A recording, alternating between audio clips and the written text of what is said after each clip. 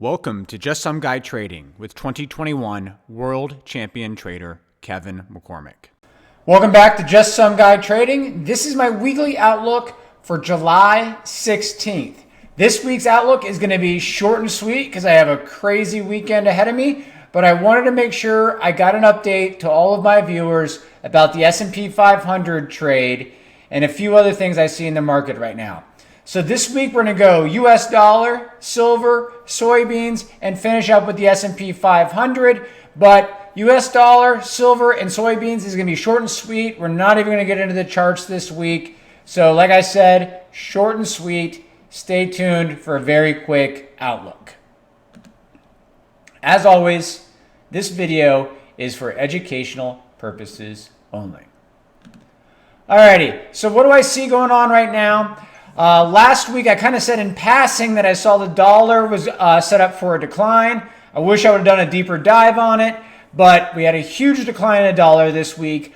I'm still bearish on the dollar, but I'm looking for us to have a pullback or a move higher before I look to get into the dollar in a bearish position.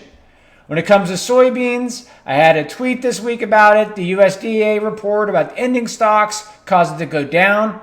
It has since rebounded. I'm bearish on soybeans longer term, but here near term, I'm not real sure because we also are going to have support from the US dollar decline for the grain market. But that's what I wanted to keep an eye on right now in soybeans is a good setup for a bearish entry into soybeans again after this week's positive short trade. Now, when it comes to silver as well, we highlighted that because of the upcoming decline in the US dollar, that we expected silver and gold to move higher. That occurred. We've had a nice rally in silver, much better than gold. So I want to stay looking at silver for long positions, but I'm looking for a pullback first on silver before I'm looking to add to a long position in silver this week. We may not get that pullback this week, but next week, if we haven't had it, I'll hit on it again. But that's the outlook for silver, US dollar, and soybeans. And keep in mind, a decline in the dollar is bullish for commodities. There is a correlation here, folks, so make sure you manage your risk properly. Now, let's jump into the charts on the S&P 500 and discuss how I'm handling that trade we've had since the great Turnaround Tuesday entry.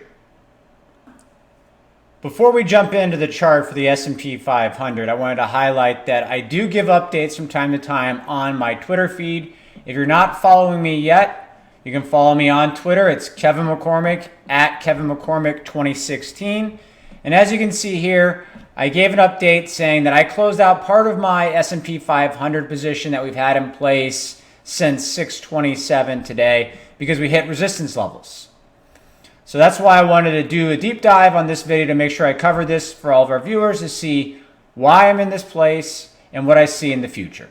So with that said, let's quickly jump into the chart. So here we are with the S&P 500 ETF on the chart.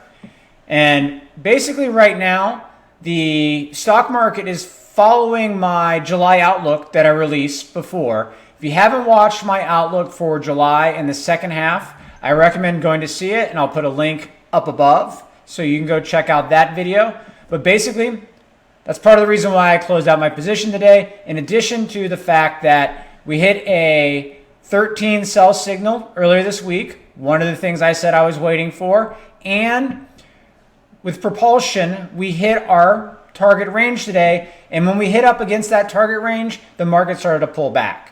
So I took that as a signal that, it's a good time to pull in some profits. This was a great trade. We don't want to leave all this money on the table and have this turn into just an okay trade. So as I mentioned, I have about 20% of my position still on. Propulsion is a nice indicator I use sometimes for calculating range.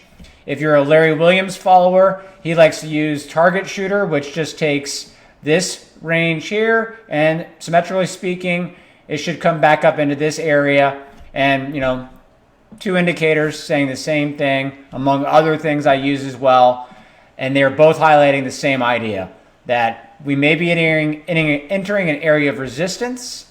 And this also aligns with what I released at the end of June, saying that I expected the first couple weeks of July to be strong. And then towards the end of July, we could expect consolidations and possibly even a decline into August.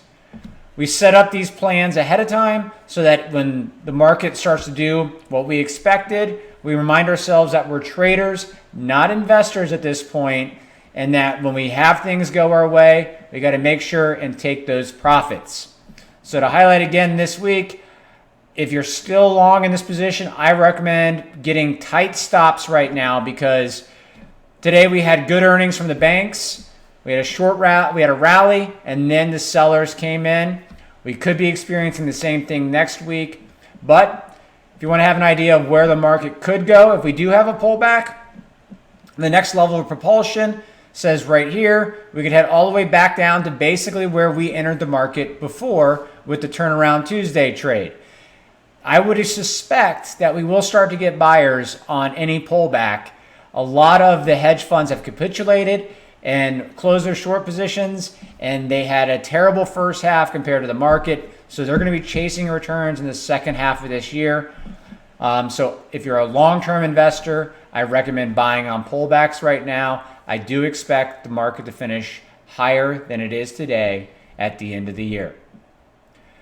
So with that said, this is the end of the update, but I'd love to know how you guys feel about how these videos have been going. And also that slide I did before where I kind of highlighted where I was thinking long or short for this week's video. Would you like me to do something like that going forward, where before we jump into the charts, you get a quick summary of my long and short outlook for the week, and then you can decide if you want to look at the deeper dive into the charts, or do you just love the format we have in place currently? Let me know, because I make these videos for you. So everybody have a great weekend. Good luck with your trading next week, and I look forward to seeing you next week. Thank you.